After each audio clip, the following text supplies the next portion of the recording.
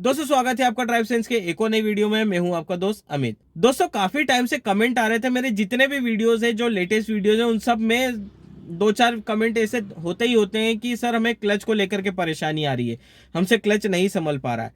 तो दोस्तों ये चीज होती क्यों है? इनिशियली स्टेज में आप जो गलतियां करती हो ना, उसकी वजह से आपको लंबे समय तक क्लच के साथ स्ट्रगल करना पड़ता है। अगर शुरुआती दिनों से आप क्लच को अच्छे से समझेंगे ना, तो आगे आपको कोई परेशानी नहीं आएगी। कैसी भी सिचुएशन हो, अप हिल हो, डाउन हिल हो, या फिर ब्रेकर्स हो, या फिर यू टर्न लेना हो, हर तरह की जो सिचुएशन है ना, जो सडन सिचुएशन है, वो भी आप आसानी से पार कर लोगे और आपकी गाड़ी बंद भी नहीं होगी, ना ही आपकी गाड़ी में झटका लगेगा और ना ही गियर चेंज करने में आपको थोड़ा स्ट्रगल करना पड़ेगा।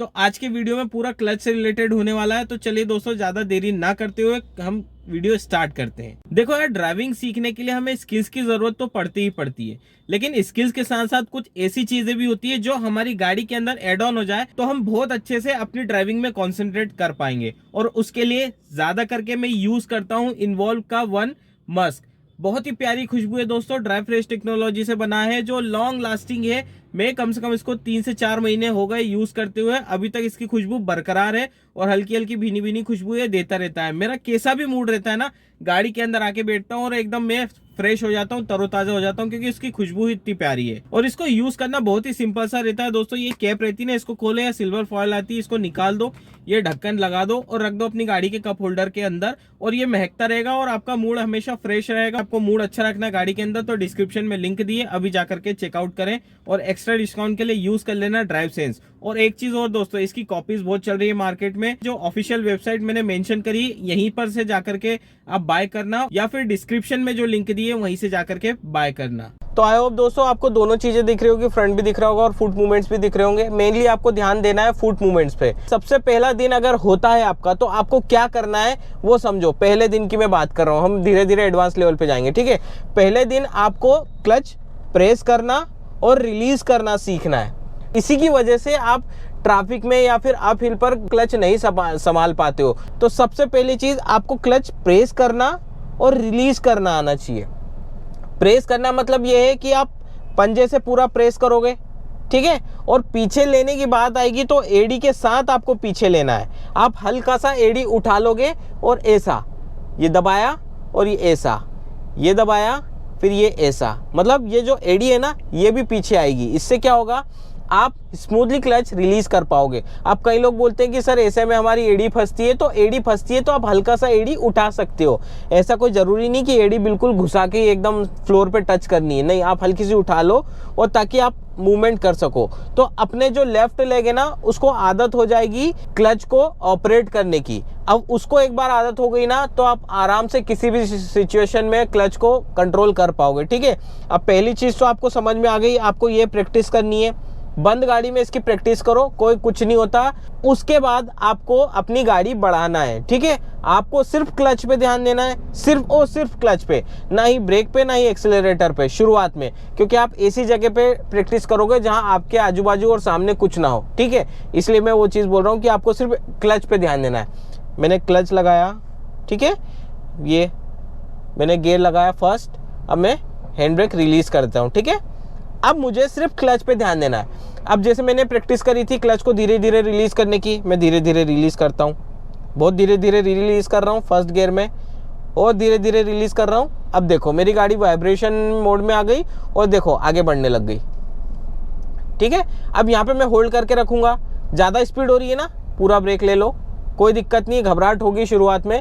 फिर क्लच को रिलीज करो, फिर मोमेंटम में आई गाड़ी, फिर ऐसा लग रहा है ज़्यादा स्पीड में आ रही, फिर क्लच को पूरा प्रेस कर दो।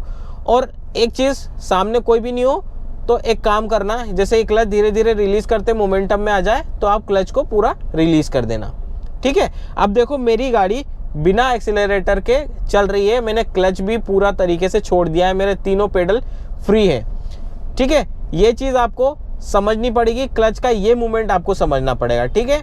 अब हम सेकेंड मूवमेंट की बात करते हैं। देखो आपने पहले दिन ये क्लच को समझ लिया, सिर्फ क्लच पे ध्यान दिया पहले दिन, ठीक है। अब सेकेंड मूवमेंट क्या होता है, आपका एक्सीलरेटर और ब्रेक, ठीक है। अब यहाँ पे आप सबसे पहले ब्रेक का इस्तेमाल करो, ठीक है। ब्रेक समझो कि ब्रेक हमें कितना प्रेस करना है, कितना रिलीज करना है। आपकी स्पीड बहुत ज़्यादा कम है, ठीक है।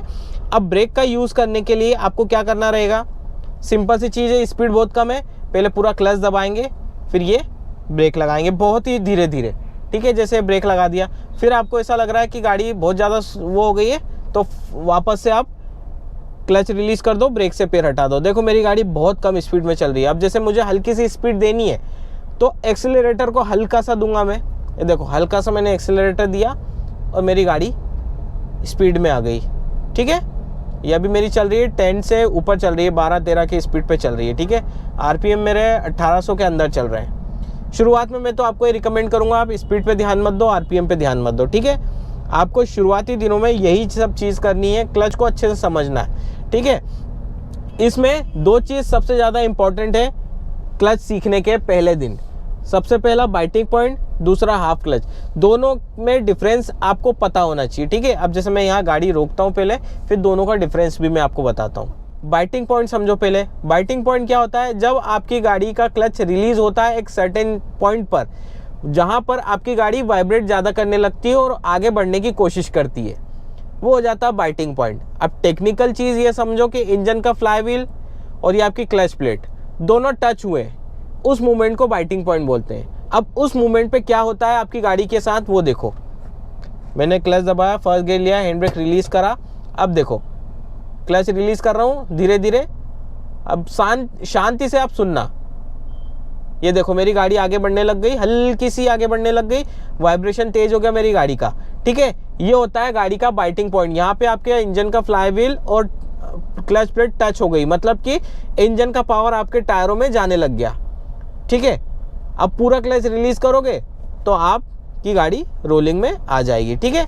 ये चीज़ हो गई बाइटिंग पॉइंट, ठीक है। अब हाफ क्लच क्या होता है, हाफ क्लच भी इसी में इंक्लूड हो गया। अब हाफ क्लच का समझो, अब जैसे मेरी गाड़ी 10 की स्पीड पे चल रही है, ठीक है, लेकिन मेरे को चलाना है 5 की स्पीड पे, ठीक है।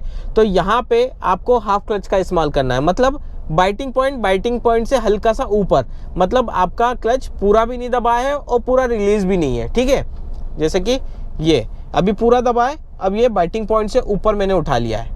मेरी स्पीड, गाड़ी की जो स्पीड है ना, जो चल रही है 10, उससे कम स्पीड पे, तो ये हो जाता है हाफ क्लच। बहुत ज़्यादा ट्रैफिक है तभी इस्तेमाल होगा, और उस समय भी आपको क्लच पूरा प्रेस करना है, रिलीज करना है। हाफ क्लच का इस्तेमाल बहुत कम होगा, ये कोई भी रिकमेंड नहीं करेगा आपको कि हाफ क्लच का इस्तेमाल करो। अब बात आ जाती है आपके गियर चेंज पैटर्न की, ठीक है। अब गियर चेंज करते समय आप किस तरह से मूवमेंट करोगे अपने क्लच का, ठीक है, वो भी समझ लो। मैं फर्स्ट गियर से सेकंड गियर में जाकर के आपको बताता हूँ। जैसे अभी फर्स्ट गियर चल रहा हूँ, स्पीड ली अपन ने, क्लच दबाया, एक्सीलरेटर से पैर हटाया, गियर चेंज करा, क्लच रिलीज करा स्मूथली, और उसके बाद फिर एक्सीलरेटर पे प्रेस करा।